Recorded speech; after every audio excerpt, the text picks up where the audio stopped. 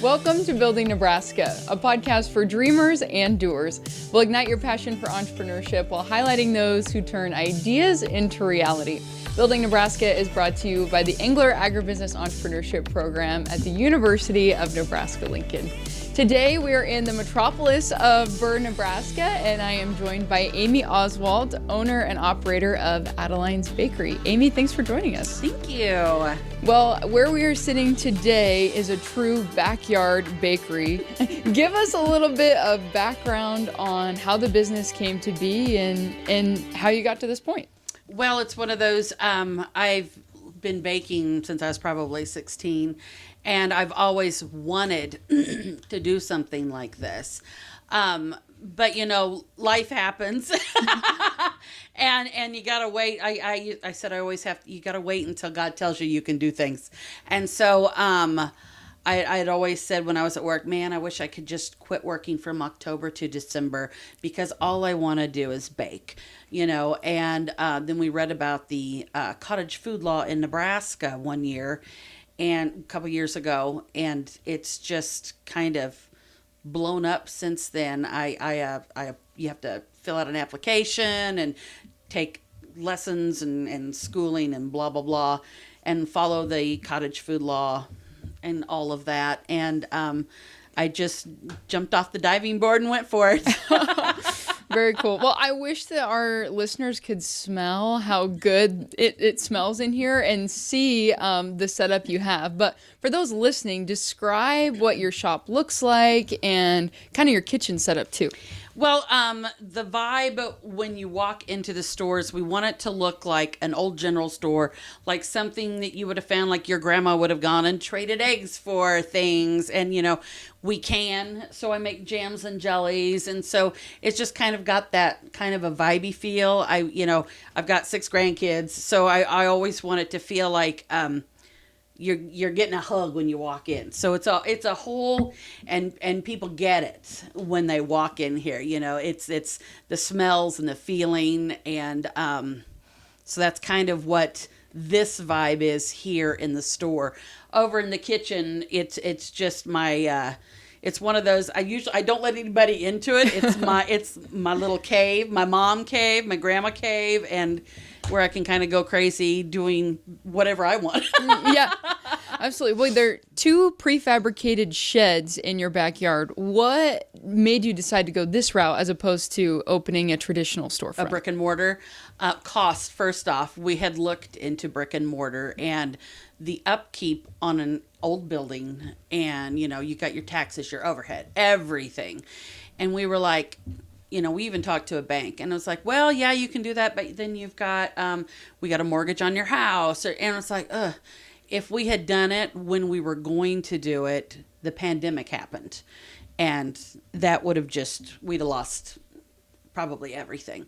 So because we waited and then we looked at this is something that if it didn't happen and I wasn't successful, I could turn this into a guest house and it's paid off, you know? Yeah. So that was kind of our vibe there, was we could turn this into a guest place for the kids when they come up if this doesn't work out. And as you can tell, it's worked out. So when you started all of this, you were still working your full-time job and then had so much success that you decided to take it on full-time. Mm-hmm. What was that transition like and how was it received? It was scary. First off, basically, I mean, technically, I haven't taken a paycheck in 2.5 years. So this is why we keep my husband around. That's what we always say.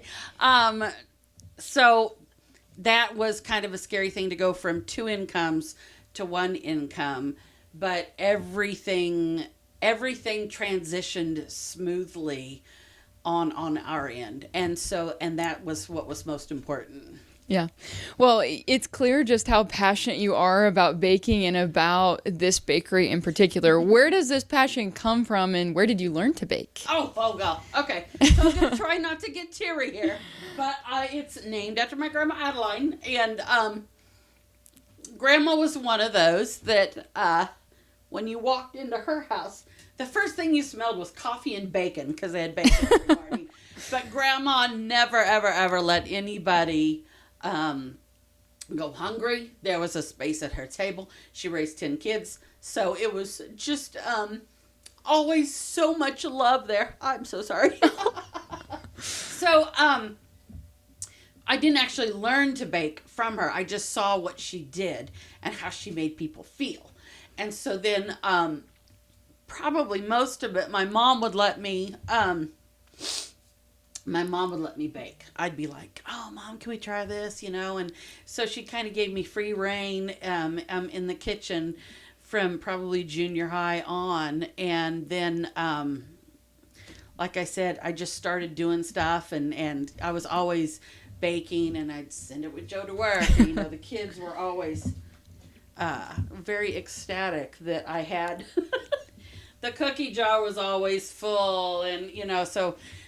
In any time, family reunions. One time we had a family reunion when we lived in Missouri, and we had over 100 family members show up, and we held it at our house. So I was just able to do all the cooking, and I mean it was fun. So that's just kind of my craziness that goes on up here. No, that's super cool and special. Well, you mentioned that you were kind of waiting for the right time to do this. Have you always known that you wanted to do something entrepreneurial? I have always wanted to do this. Literally. I mean, I can't remember a time that I did not want to open and do this, but the logistics and, just the thinking about how would I even go about doing this wasn't there, and until a couple of years ago. So yeah. Well, what kind of encouragement would you offer to someone who's maybe in the same shoes that you were a couple years ago, who feels like they have an idea but they're not quite ready to act on it, or they've been in an established job for quite some time? Exactly. I always say you will know inside when it is time. Sometimes, like when my husband said, let's do this. If you've got that encouragement behind you, and you got to have the financial stability to be able to do this, because if he wasn't working as hard as he was the first year, I don't know if we could have done this, but now I'm sort of stabilized myself. But so if you've got people behind you, and you've got your core group and prayer. If God, I put everything, at his feet, and can I do this? Can I do this? And like I said, when he said you can quit your job now, I was like, all right, I'm gonna do this. So yeah. Well, you went through all of this preparation, and you're now established. What does a week in your life look like? Oh. Well, usually, like, Mondays are supply run days. I make my lists. What do I need to do this week? What orders do I have?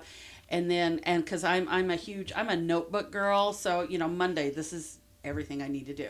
Tuesday, this is everything I need to do. So usually then Tuesdays, when I'm open on my full-time hours, Tuesdays are my super heavy baking days to get the store ready for Wednesday at 11. And then I get up early on Wednesday, and I come in here and I do more baking. So usually I'm baking usually 5 to 6 days a week. Mm-hmm. So you're a little bit off the beaten path. And it's a fun drive to come out here. But how do people learn about you, and how have you gone about marketing yourself? Well, besides Facebook and social media that way, I put ads in the paper about little special events that I do.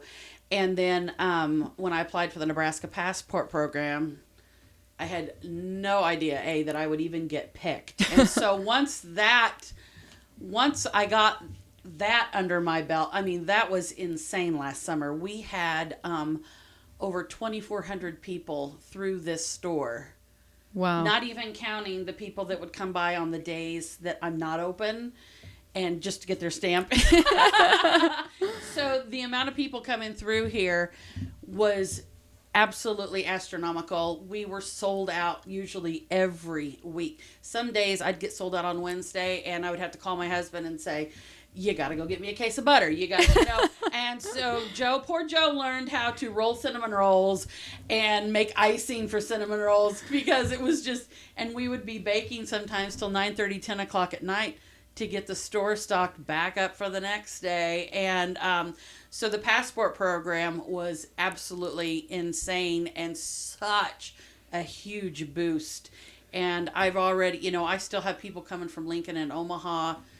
I got somebody coming from Fairbury this morning to pick up cinnamon rolls. So, I mean, it's just, yeah. Yeah. Well, not only were you on the passport, but you also received a pretty cool award.